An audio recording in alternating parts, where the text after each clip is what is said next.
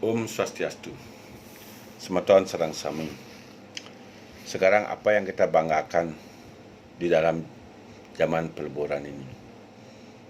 Kecuali kita hanya kembali ke titik nol. Oke. Sekarang saya mau kasih memberi pilihan. Jawab ya, pilih ya. Pilih hidup sederhana tapi penuh dengan cobaan, atau hidup kaya raya penuh dengan kebahagiaan. Pilih. Pasti banyak milih hidup kaya penuh dengan kebahagiaan ya. Udah tahu satu. Sekarang begini, saya beritahu. Ada perjalanannya Sang Kresna sama Sang Arjuna. Sang Arjuna adalah Sang Partha, dewa kekayaan. Sang Kresna adalah Dewa Wisnu, juga dewa kekayaan. Beliau sekarang nyamar dalam perjalanan turun ke penduduk kampung-kampung. Di suatu tempat, beliau kemalaman di tengah jalan. Beliau menemukan orang kaya sekali. Orang kaya, rumah besar sampai 1 hektar, luar biasa. Di sanalah beliau kemalaman, minta nginap di sana. Tuan rumah yang kaya raya tidak kekurangan apa tuh, beliau disuruh duduk tidur di depan, di amen rumahnya, bukan di dalam. Nah di sanalah beliau duduk, hanya beralaskan tikar saja. Di sana beliau apapun gak dikasih, jangankan nasi, air putihnya gak dikasih. Nah besoknya berlanjut beliau lagi ke melakukan perjalanan, karena beliau nyamar, siapa tahu Dewa Wisnu, siapa tahu Dewa Kresna dan Sang Partha Arjuna. Dalam perjalanan beliau lagi melanjutkan perjalanan, lagi menemukan di rumah orang miskin, rumah sederhana, rumah setengah tembok setengah bedek. Nah dia di sana tinggal sama keluarganya. Begitu Sang Arjuna sama Sang Partha di sana berteduh, dikasihlah beliau tempatnya beliau di ruangannya sendiri, dibersihkan untuk beliau berdua, Sang Partha sama Sang Kresna. Padahal dia nggak tahu siapa itu. Nah dari baktinya itu, orang miskin itu punya sapi satu, tapi sederhana. Nah di sana beliau disuguhkan kopi dengan pemanisnya dari air tebu diperas. Dia ambilin kakul, cari kakul, nyeluk lindung, goreng, kuah jukut paku-paku. Nah itulah disuguhkan kepada beliau nasi moran kesela. Itu amat jangan itu ya. Kalau di kampung zaman dulu itu sudah makanan mubasir. Kalau sekarang, zaman sekarang itu zaman makanan yang luar biasa enaknya. Nah pada saat beliau melanjutkan perjalanan, besoknya Sang Arjuna bertanya kepada Sang Kresna, Pak Kulun, Paduka Batara Dewa Kresna, kenapa yang kaya itu kita nginap di sana gak ngasih apa-apa? Kenapa orang miskin tuh kita nginap di sana disuguhkan makanan apa semampunya dia? Balikkan aja itu kekayaan, orang miskin itu dikasih kaya, orang kaya itu jadi miskin. Langsung Sang Kresna menjawab, Sang Partha, tidak begitu. Yang miskin itu dia punya sapi satu, itu saya akan bunuh sapinya lagi.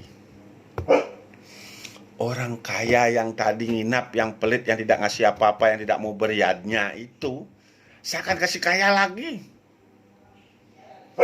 Marah Sang Arjuna, dewa tidak adil. Dewa tidak adil.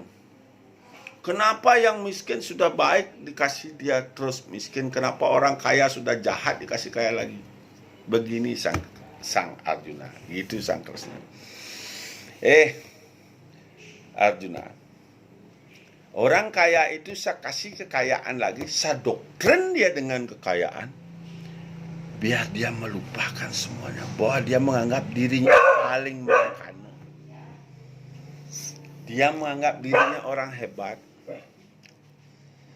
Dia menganggap dirinya paling top, biar dia lupa sama aku. Itu Sang Kresna. Yang miskin tadi, dia sudah bakti sama saya. Saya akan bunuh sapinya.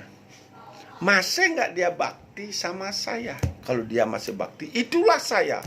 Pada saatnya tiba, pengeleburan datang, matinya dia yang pertama kali akan bisa jumpa saya. Yang tadi kaya raya itu, yang sugih pelit tidak mau beriadnya itu, begitu mati, jangankan ketemu saya, bumi pun tidak akan menerima mayatnya. Nah, itulah sekarang.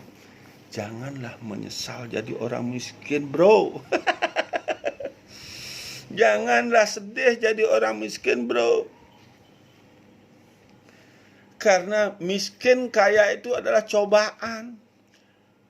Untung Anda dikasih cobaan miskin. Kalau dikasih cobaan kaya pasti sombong Anda. Aku tahu. Ya itulah. Pada saat kita bakti sama Tuhan, pada saat itu kita diuji. Istri diambil, kekayaan diambil, setelah punya kekayaan dikit direbut sama orang. Padahal untuk membangun beliau. Nah itulah perjalanan suci yang harus kita perjalankan untuk memeras badan ini biar kering dia. Biar masih bersihnya. Nah, itulah hidup, bro. Jangan khawatir. Hidup kita sudah ada yang ngatur. Sekarang tergantung karma kita yang kita perbuat. Mau gak kita berbuat? Mau kita gak berjalan di jalan yang lurus? Makanya pada saat sang Atma dia ben pedanda melinggih di pemuneng leneng, itu dia menghantar roh manusia ke swarga loko kalau dia bisa. Mulai yang mantuan sang pedanda ne dadap sing nyenu bener dadi manusia sebuah maraga madan mada sang yang atma gitu maendran pedanda. Kamu bener majalan bucu aja nganginan, jangan jalan karuan linggah nih. Lebar 100 meter, jangan bener metolehan, liu nak kejerat-jerit di pinggir jalan. Nyanan itu bener bekat mentoleh sing tepuk pempatan itu bener tersesat, maka liu roh atma tersesat di pempat agung di marga 3. Karena ia metolehan sesuai dengan karmanya. Nyen je sebuah kepanjalan bakti kendawa leluhur, no ningahin satwa di sisi. No ningahin perbandingan atau pertimbangan pada orang lain, dia tidak akan bisa karena orang lain itu menekan kita biar kita gak bakti sama Tuhan. Orang lain itu memprovokasi kita biar kita mengikuti dia. Maka ajaran banyak. Ajaran spiritual yang harusnya dapat bakti, ajaran yang bisa yang mendapatkan uang banyak, dan ajaran yang betul-betul ikhlas. Ikhlas itu adalah pelepasan, tidak mencari bakti. Itu tak beritahu semeton, ampura. Kalau tidak berkenan, maaf.